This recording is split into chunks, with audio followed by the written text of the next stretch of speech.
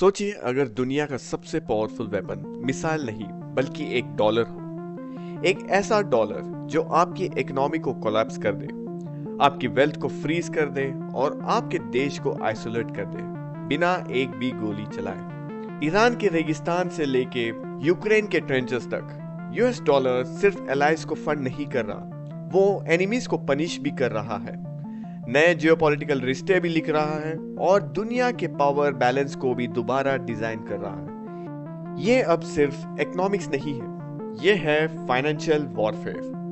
नमस्ते, मैं हूं सुप्रीत कुलकर्णी। आज हम समझेंगे कि कैसे यूएस डॉलर एक करेंसी से बढ़कर एक जियोपॉलिटिकल वेपन बन गया है जो दुनिया भर के वॉर्स को, अलायंसेस को और एनिमीज को शेप कर रहा है। चलिए समझते हैं कैसे यूएस डॉलर एक सिंपल करेंसी नहीं बल्कि दुनिया का सबसे पावरफुल फाइनेंशियल वेपन बन चुका है। यूएस डॉलर पूरी दुनिया के इकोनॉमिक सिस्टम का बैकबोन है।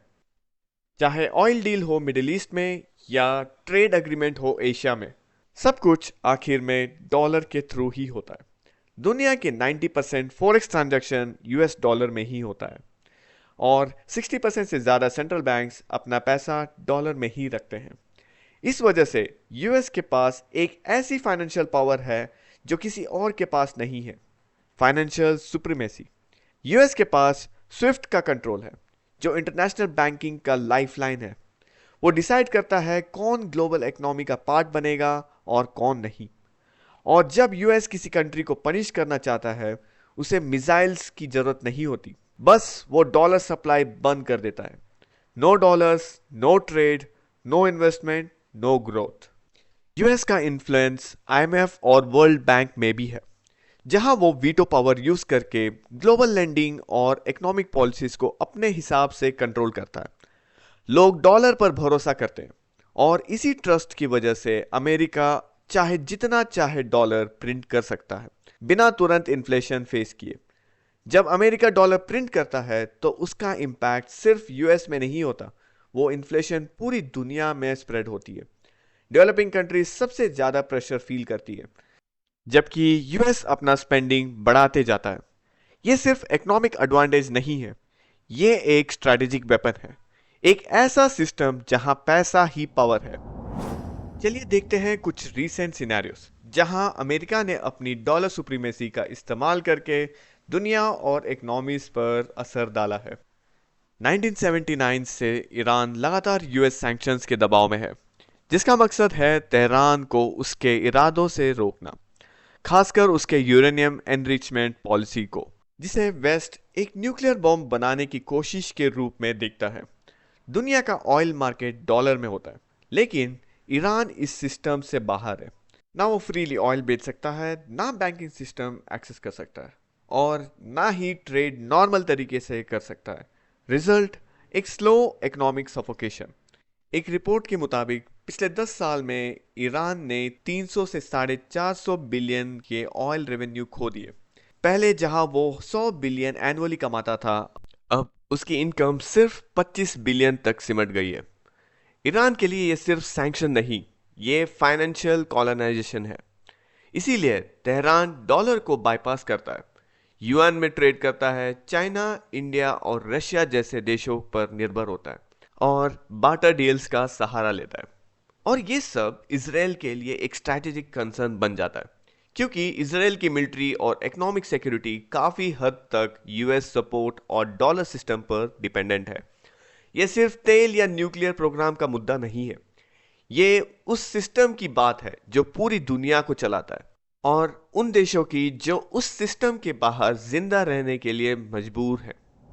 चलिए अब समझते हैं कि यूक्रेन रशिया कॉन्फ्लिक्ट में अमेरिका का क्या किरदार है और कैसे वो इस पूरी लड़ाई में डॉलर के जरिए एक क्रिटिकल रोल प्ले कर रहा है। जब 2022 में रशिया यूक्रेन वॉर शुरू हुई, जंग सिर्फ ट्रेंचेस में नहीं थी बल्कि फाइनेंशियल सिस्टम में भी थी। यूएस और उसके एलाइज ने तुरंत रशिया के 300 billion dollar foreign reserves freeze कर दिए, जो मोस्टली डॉलर में थे और वेस्टर्न बैंक्स में रखे गए थे।